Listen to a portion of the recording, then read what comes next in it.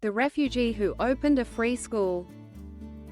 In a quiet corner of a bustling city, where skyscrapers rise like silver sentinels against the pale morning sky and the noise of traffic pulses like a living heartbeat, there stood a small, unassuming building.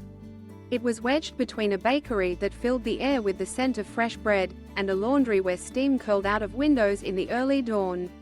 The sign above its faded blue door read simply, Hope Academy. The story of Hope Academy did not begin with that building, nor even in this city. It began thousands of miles away, in a place where the earth was red and dry, where the sun burned hot and fierce, and where the nights echoed with distant thunder.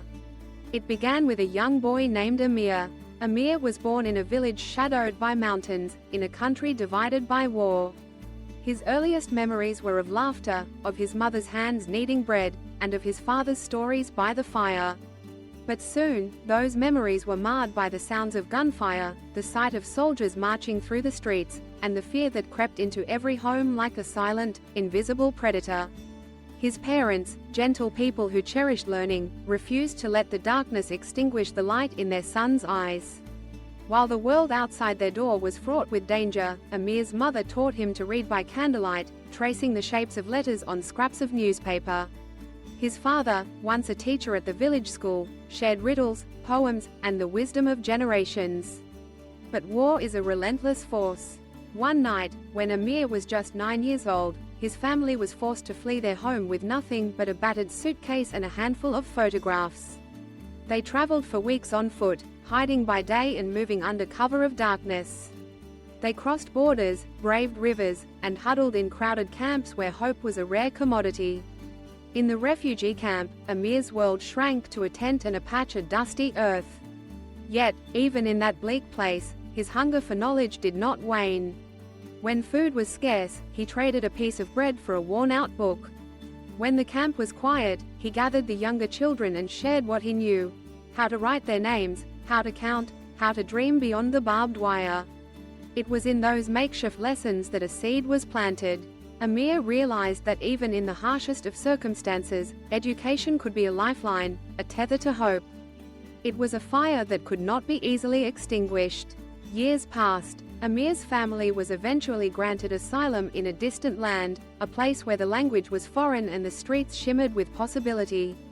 The city was overwhelming, its rhythms unfamiliar. But Amir, now a teenager, carried with him the lessons of resilience and the belief that knowledge could transform lives.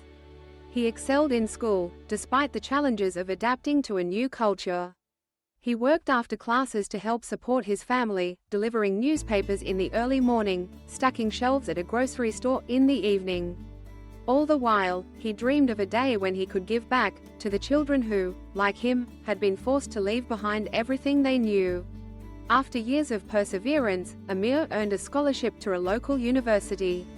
He studied education, believing deeply that the classroom was a place where futures were forged. He listened to the stories of other refugees, children who struggled with the pain of displacement, who fell behind in their studies, who felt invisible in their new world. That's when the idea for Hope Academy was born. At first, it was just Amir, a handful of donated books, and a circle of children gathered in a park. The lessons took place on picnic blankets, under the shade of a sprawling tree.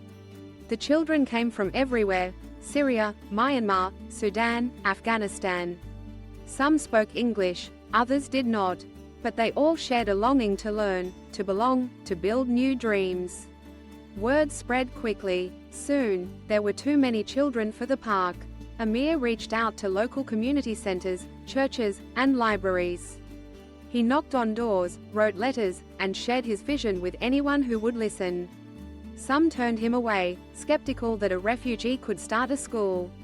Others offered encouragement: a stack of notebooks, a box of crayons, an unused classroom. With these small acts of kindness, Hope Academy found a home in the little blue building between the bakery and the laundry. It was not much, but it was enough. Amir poured his soul into the school. He taught math, science, and literature, but also kindness, resilience, and the value of every human life. He recruited volunteers, retired teachers, college students, parents, who believed in the transformative power of education. For the children, Hope Academy was more than a school. It was a sanctuary. Here, they were not defined by their past, by the countries they had fled or the languages they spoke. They were students, dreamers, friends. Amir's story inspired the community. The bakery donated bread each morning, filling the classrooms with the comforting aroma of home. The laundry washed the children's uniforms for free, so every child could feel proud. Local businesses pitched in with funds for books, computers, and art supplies. But the road was not without obstacles. There were days when the roof leaked, when supplies ran low, when bureaucratic hurdles threatened to close the doors. There were children who arrived traumatized, silent, unable to trust. Amir met these challenges with patience and compassion, remembering his own journey, the fear, the uncertainty, and the small acts of kindness that had sustained him. One day, a new student arrived at Hope Academy. Her name was Layla, and she had not spoken since her family fled their home months before. She sat at the back of the classroom, eyes downcast, hands clenched tightly in her lap. Amir recognized the pain in her silence, the way she flinched at sudden noises, the way she seemed to shrink from the world. He did not force her to speak. Instead, he sat with her during lunch, sharing stories of his own childhood, of the games he played with his sister, of the things that made him smile. Slowly, Layla began to trust him. She started to draw pictures of birds, of sunflowers, of stars. One afternoon, as Amir read aloud from a book about a young girl who found her voice through music, Layla raised her hand. In a soft, trembling voice, she read the next paragraph. The class fell silent, then erupted in applause. It was a small moment, but for Layla, it was the beginning of healing. Amir knew that every child at Hope Academy carried invisible scars. His mission was not just to teach them facts and figures, but to help them reclaim their sense of self, to see themselves not as victims, but as survivors, as creators of their own stories. As the years passed, Hope Academy grew. Former students returned as volunteers, eager to give back. The school expanded its programs, offering counseling, language classes for parents, and workshops on everything from computer skills to art therapy. Amir's journey was celebrated in local newspapers and on community radio. People marveled at how a refugee boy had built something so enduring, so filled with light. But Amir always deflected praise. "This is not just my story," he would say. "It is the story of every person who refused to give up. The story of every child who dared to dream." The impact of Hope Academy rippled outward. Children who had once been too afraid to speak now stood before their classmates, sharing their poetry, their dreams, their hopes for the future. Parents, once isolated by language barriers and trauma, found friendship and support. The community, once divided by suspicion and fear, discovered common ground in the laughter of their children. But perhaps the most profound legacy of Hope Academy was in the way it changed the meaning of the word refugee. No longer was it a label that defined brokenness or loss. In Amir's school, it became a symbol of resilience, of courage, of the unbreakable human spirit. One winter's evening, as snow fell softly outside, Amir stood in the empty classroom, looking at the rows of desks, the colorful drawings pinned to the walls, the books stacked neatly on shelves. He thought of his parents, their sacrifices, their unwavering belief in the power of learning. He thought of the long journey that had brought him here, of the people who had helped him along the way, of the children whose lives had become entwined with his own. He realized that his story, though shaped by loss and hardship, was ultimately one of hope. That even in the darkest times, there are seeds of possibility waiting to be nurtured.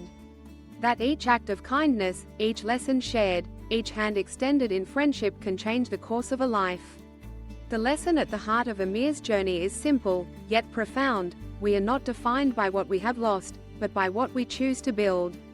Education is more than the transmission of knowledge, it is the creation of community, the affirmation of dignity, the promise of a future. And so, in that little blue building, between the bakery and the laundry, hope continues to grow, one lesson, one child, one story at a time. Years later, when former students returned as adults, they would bring their own children to Hope Academy. They would point to the faded blue door and say, "This is where I learned to dream again." and Amir would greet him with the same warmth and kindness that had been offered to him so many years before. In the end, the story of the refugee who opened a free school is not just about one man, or one building, or even one city. It is a testament to the power of faith, of perseverance, and of the belief that every child, no matter their circumstances, deserves the chance to learn, to grow, and to hope. It is a reminder that out of adversity can arise the most beautiful acts of generosity, that in the face of despair, we can choose to build something lasting and good. It is an invitation to each of us to open our hearts, to share what we have, and to believe in the transformative power of kindness. For in the end, it is not the walls of a school that endure, but the dreams it inspires, the lives it touches, and the hope it ignites in the hearts of those who pass through its doors. And so, the story goes on. In every city, in every country, wherever there are children longing to learn and people willing to help, the Spirit of Hope Academy lives on, a beacon of light in a world that so often needs it most. As the sun rises over the city, painting the sky with hues of gold and rose, the little blue building comes alive with the sounds of laughter and learning. And in every lesson, in every act of kindness, the story of Amir, and of all those who dare to hope, continues, inspiring new generations to build, to dream, and to believe that a better world is possible.